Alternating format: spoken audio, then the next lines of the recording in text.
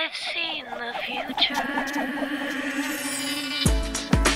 Hey everybody, it's Colette Baron-Reid. Welcome to this week's Oracle Guidance and Lesson for this week, August the 21st. And you might hear my little dog coughing in the background, but I can't keep starting and stopping the video, so I'm just gonna do this, and if she coughs, oh well.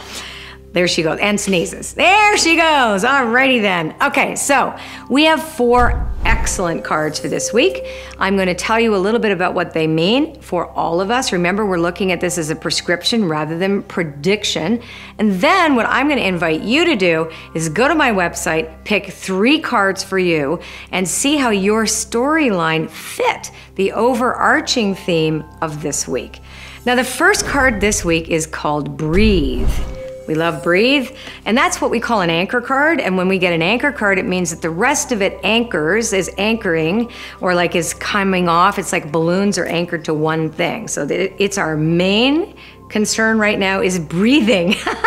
So we've had a couple of dicey weeks, I will say. The 2 eclipses, the Mercury retrograde, the uncertainty in the world, everything has just gone kabunkas, okay? So that's just the way it is. We all feel it, we're feeling creatures, and it's just been one big giant hairball.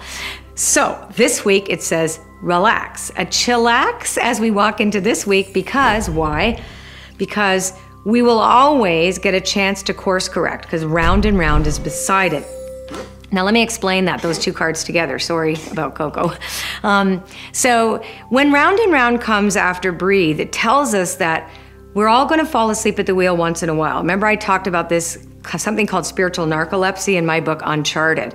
And what that means is that when you're really focused on your intentions and manifesting your life, etc., every once in a while you're gonna fall asleep at the wheel because you'll become afraid of something, because you get triggered on your past, because that's also what the round and round card implies, that in fact something in the outer world has caused you to go backwards a few steps and go eek, and then it says relax. We all do that. You don't have to stay there. You get to course correct. As I mentioned, we all get to course correct. So, well, what does that mean that we get to course correct? Well, a leg up means that we can get help, so that it's not all by ourselves that we course correct. So somebody, something, some new information, something in our world allows us to be able to get the help that we need when we need it and move ourselves out of the way, because most of us believe that we're either not gonna get any help, we have to do it all by ourselves, or whatever that kind of, you know, poor, limited thinking happens. So now we have to assume that spirit will come in a form that is right for us. We don't always know the how or the why or the form.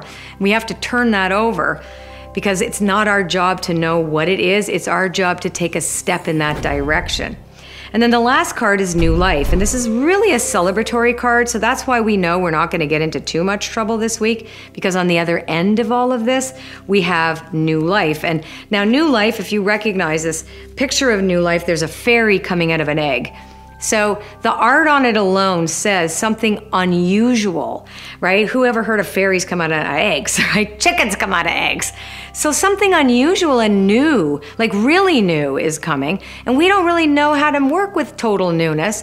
And so we have to remember that round and round thing that we went into the second one does get us into a bit of trouble, but it doesn't have to, because the Breathe card says, if I breathe and trust in spirit, trust in the breath of the divine that works through me, then all will be well. And then I don't have to look at a repetitive pattern as something bad. Instead, I get to do it differently, because I have help, just a leg up, and I am entering into a new life. So I think this week, if we use this energy accurately and correctly, that we will have to trust that this or something better now manifests for me in divine appropriate timing.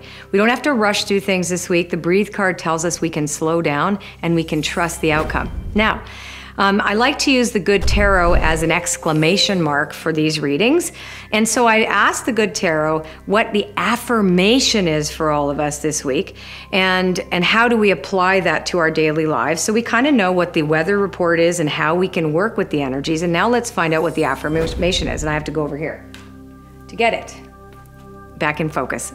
Apologies. Okay, so I chose a major arcana card, which means that it's important. So it means there's a big theme going on right now that even overshadows or oversees or supersedes, if you will, the reading that I just gave. So this is more important. And it says, it's the moon, by one of my favorite cards.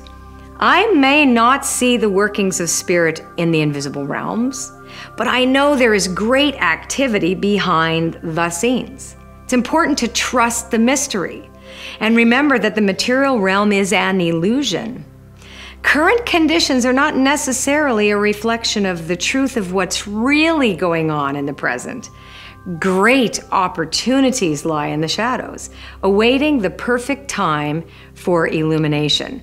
So I think what's really pertinent with these multiple readings is that, and how they work together. In this case, of course, the moon card telling all of us, no matter what we see is temporary. Like everything that we see in front of us that we tend to react to is really a temporary state of being, but also a state of mind. Because remember, how we respond to life will give us a real understanding of the perception of the reality we're actually in. Now, I don't want to get too heady here, but ultimately we are responsible for our thoughts, feelings, and beliefs. And it's asking us to trust that in this invisible, that spirit is working for our benefit behind the scenes. And even if there's some temporary conflict in front of us, we don't know what plans that spirit has for us. Our job is to stay in alignment with our highest good to the best of our ability, not freaking out in case we seem like we went backwards a couple of steps, breathing and trusting that help will be there and that this is all part of the birthing process of new life. I hope that was helpful to you, and I will see you next week. And if you like this video, please share it with your friends and subscribe to my channel, and don't forget to leave your cards underneath. And also not just leaving the cards that you got, but tell us what you think they mean in relationship to the cards that I pulled. And then I'd love it because a lot of people are coming back again at the end of the week going, oh my God, that was so accurate. That's exactly where I was at the time. And as a result of that, I used the information to do X, Y, and Z. And remember, whatever cards you get, you can course correct. They're really reflections of where you're at in the moment and where you're heading in terms of it being a point of vantage for the future. But we don't predict the future, we create the future. And that's what I want you to learn in all these videos. I've seen the future. It's beautiful.